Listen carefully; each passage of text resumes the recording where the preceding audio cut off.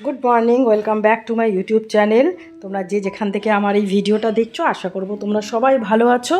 আমিও ভালো আছি। আজকে সকালবেলা ঘুম থেকে উঠে মুখ টুক ধুয়ে দেখো ছাদে এসেছি, কি সুন্দর জবা ফুল হয়ে আছে।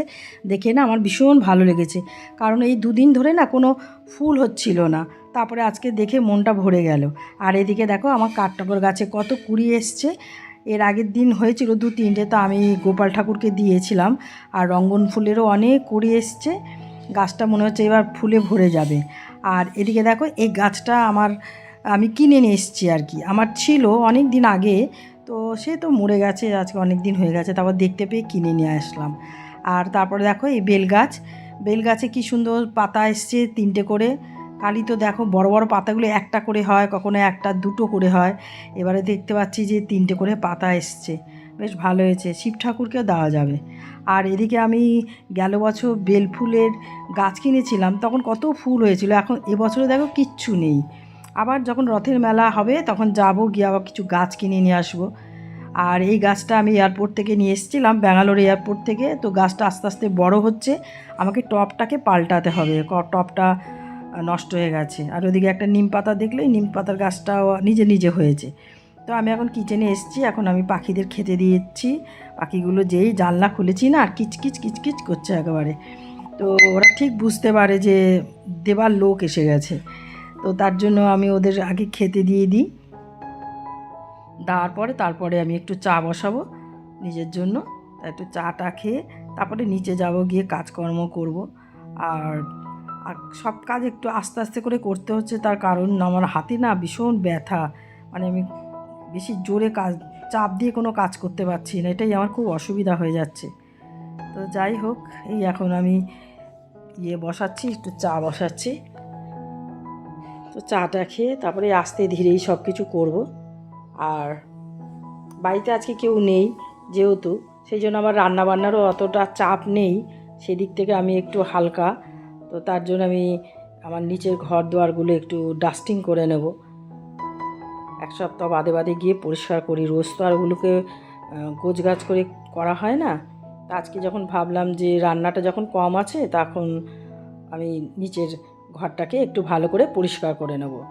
তো চাটা বসিয়ে দিয়েছি। আর এদিকে একটু বিস্কুটটা নিয়ে নিই। আর এমনিতে সকালবেলা মুখটুক ধোয়ার পরে বেশ খিদে পায়, তো আমি এই একটু বিস্কিট নিয়ে খাবো। কটা কটা আমন্ড ভিজিয়ে রেখেছি, ফ্রিজে রেখে দিয়েছি আর কি। তা সেটা পরে খাই, সকালে উঠেই খালি পেটে আমি আমন্ড খাই না, পরে খাই আর কি। তা রোজ আমার খাওয়া হয় না, ভুলেই যাই, অর্ধেক সময় মনেই থাকে না আমার। তো সেটা আমারই দোষ। তো কালকে রাত্রিবেলায় ভিজিয়ে রেখে দিয়েছিলাম, তো আমি যে বেলার দিকে খাবো। তো দেখো চাটা হয়েও গেছে, নিয়ে এখন টেবিলে বসে খাই, তারপরে যাব নিচে। তো দেখো নিচে এসছি, ঘর অন্ধকার আর ঘরটা ঠান্ডা থাকে, কারণ এসি চলে তো ঠান্ডা হয়ে থাকে। তো এখন জানলা টানলাগুলো খুলে দিচ্ছি, একটু আলো বাতাস আসুক। আমার আবার না, সকালের দিকে জানলা টানলা না খুললে না আমার মানে নিঃশ্বাস বন্ধ হয়ে যায়। তো সেই জন্য জানলাগুলো খুলে দিচ্ছি। আর পর্দা টর্দাগুলো না, পর্দা বলছি তোমার, এই যে আমি জানলার পেছনে টাওয়েল আর চাদর দিয়ে রাখি, পুরো গরম হয়ে থাকে। তো এখন আমি বিছানাটা ঝাড়টার দিয়ে নিচ্ছি, নিয়ে তারপরে আর যা যা গোছগাছ করার আছে সব কিছু করে টোরে নিয়ে তারপর তো স্নান দান করবো, পুজো করব। আর প্রচণ্ড গরম, আমি কাজ করছি, আমি ঘেমে স্নান হয়ে যাচ্ছি। আর সকালবেলায় উঠে কাজ করতে গেলেই তো প্রচণ্ড গরম লাগে। তো আমি এসব করার আগে আমি একটু ব্যায়াম করে নিয়েছিলাম, কারণ এক্সারসাইজ না করলে আমার হয় না, আমার ভীষণ হাতে টাতে ব্যথা। তো সেই জন্য এক্সারসাইজ করে টোরে নিয়ে তারপরে আমি এখন বিছনাগুলো গোছাচ্ছি।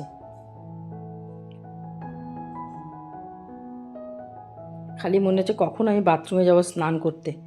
এত মানে আমার পুরো নাইটিটা পুরো চপচপ করছে মানে ঘামে।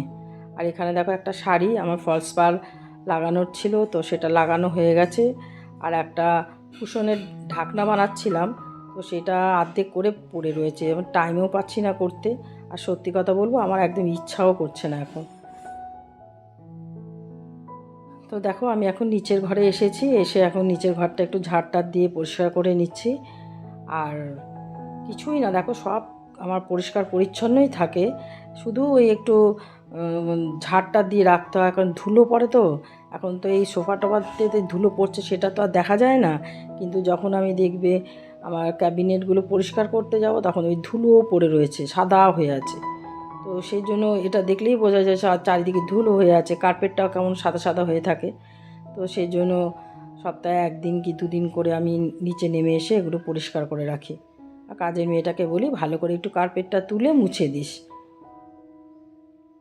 আর এদিকে দেখো শোকেস আলমারিটা, যেটার মধ্যে আমার প্রচুর বই ছিল, বলতে পারো একটা বইয়ের লাইব্রেরির মতনই ছিল, আজকে দেখো পুরো ফাঁকা হয়ে গেছে উই পোকার কারণে। এখন আমরা এখানে বই রাখতেই ভয় লাগে, বই টই কিচ্ছু রাখিই না।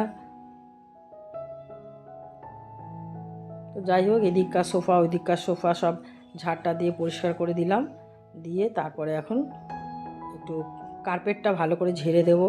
এছাড়া আমার ডিভানটাকেও একটু ঝেড়ে রাখতে হবে।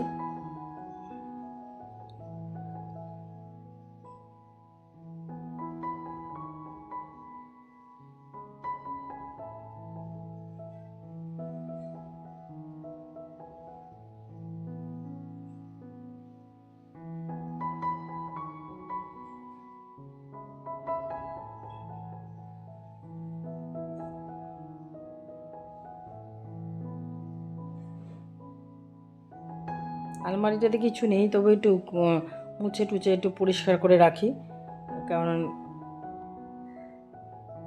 একটু সাদা সাদা হয়েছে, একটু ড্যাম্প মতো পড়ে আর কি।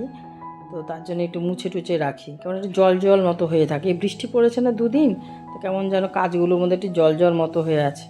তো একটু সেই জন্য শুকনো কাপড় দিয়ে ভালো করে মুছে নিলাম। এখন কার্পেটটা আমি ঝাড় দিয়ে নিচ্ছি।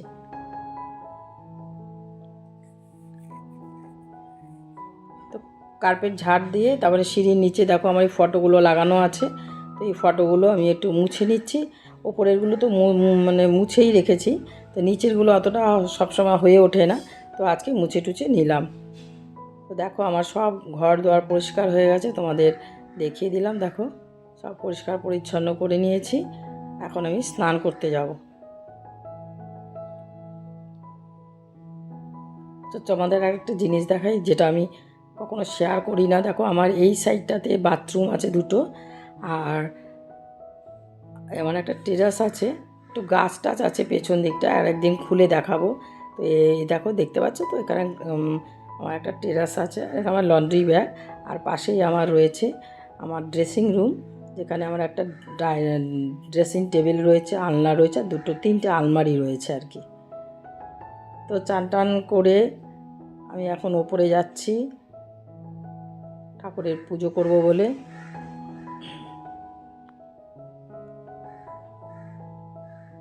চলো আগে পুজোটা করে নিই।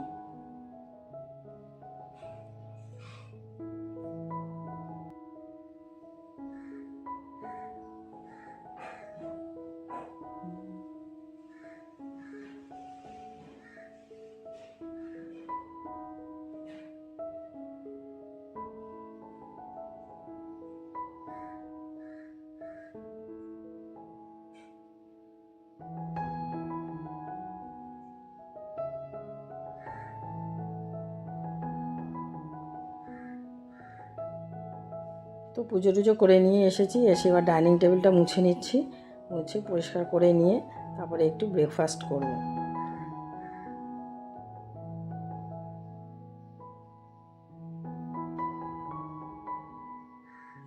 ডাইনিং টেবিলটা এখন মুছছি তো, কিছুক্ষণ 2-3 ঘন্টা বাদে দেখবে একটু যদি আঙুলটা দিয়ে করি, দেবে কালো মতো ধুলো উঠে আসে। সেই জন্য বারবার করে মুছতে হয়, যতক্ষণ ওপরে থাকি করি।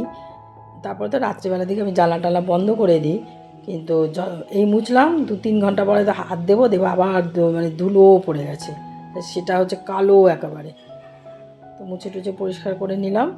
এবার আমি একটু ব্রেকফাস্ট করে নিই। আজকে ব্রেকফাস্টে আমি এই যে খাবো এখন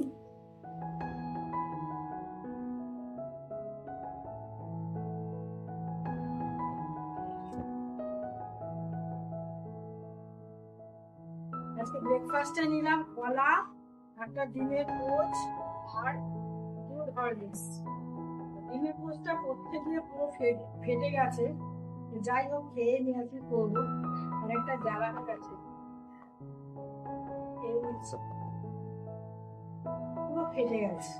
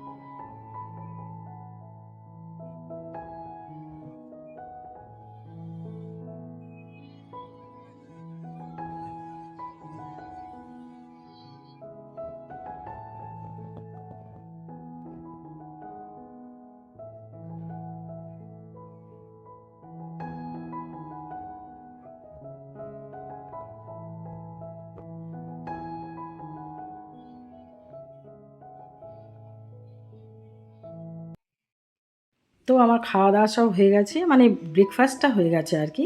তো এখন আমি একটু সবজি কেটে নিচ্ছি রান্না করব বলে।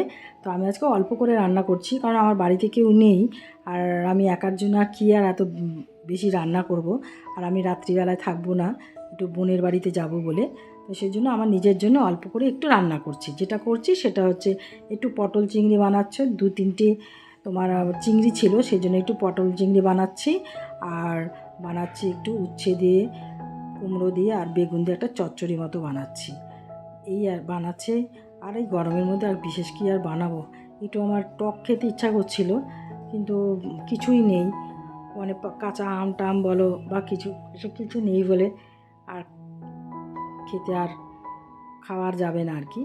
তো যাই হোক, সব কিছু টুকটাক করে কেটে নিচ্ছি। তো চলো তোমাদের দেখাই কি কি কেটেছে। দেখো, উচ্ছে, কুমড়ো আর বেগুন আর পটল কেটে রেখে দিয়েছি।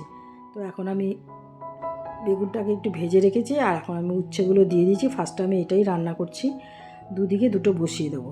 তো একটু এটা ভাজা ভাজা মতো হয়ে গেলে পরে তারপরে আমি কুমড়োটা এর মধ্যে দিয়ে দিচ্ছি আর কি। তো কুমড়োটা দেওয়ার পরে আর এর মধ্যে আমি দিয়েছি একটু কালো জিরে ফোড়ন দিয়েছি, আর কাঁচা লঙ্কা দেবো, আর নুন হলুদ দেবো, আর ভালো করে নাড়াচাড়া করে একটু ঢেকে রাখবো। তারপরে একটু সেদ্ধ মতো হয়ে গেলে পরে আর তারপরে লাস্টে আমি তোমার এই বেগুনটা দিয়ে দেবো। তাহলে বেগুনটা খেতেও লাগবে, আগে আগে দিলে না কারণ ঘেটে যায়। তো এদিকে এই তরকারিটা হচ্ছে, আর এদিকে দেখো পটল চিংড়িটা হচ্ছে। তো পটল চিংড়িতে কিছু দিইনি, চিংড়ি মাছের মধ্যে থাকলে এর মধ্যে আর কিচ্ছু দেওয়া দরকারই পড়ে না। তো আমি একটু টমেটো দিয়েছি, যে টক টক লাগবে বলে, কারণ ভীষণ টক খেতে ভালো লাগছিলো তার জন্য।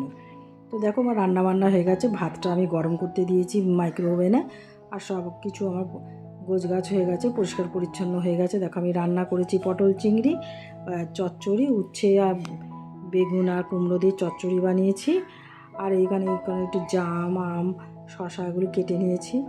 তো ওগুলো ওখানে করে তার ঠাকুর ঘরে এলাম, ভীষণ রোদ্দুর, পর্দাটা টেনে দিলাম আর ফ্যানটা চালিয়ে দিলাম। আমার ঠাকুর ঘরে ফ্যান চলে সব সময়। তা এখন দরজাটা বন্ধ করে দিচ্ছি, ঠাকুর এখন রেস্ট করুক। এই কাপড়টা দিয়েছিলাম শোকাতে, শুকিয়েও গেছে, তো এটা তুলে নিই। আর এদিকে আকাশটা দেখো পুরো নীল হয়ে আছে, আর গুমোট একটা গাছের পাতা নড়ছে দেখো, এত গরম। একটু মেঘলা মেঘলা মতো হয়ে আছে, কিন্তু বৃষ্টি তো হবে না, ভীষণ গরম। আমি তো দরদর করে ঘামছি। তা চলো আজকে ভিডিওটা এখানেই শেষ করছি, আসবো নেক্সট ভিডিওতে। যদি ভালো লাগে আমার ভিডিও তাহলে প্লিজ লাইক, কমেন্ট, শেয়ার আর অতি অবশ্যই করেই সাবস্ক্রাইব করো। তো চলো, টাটা।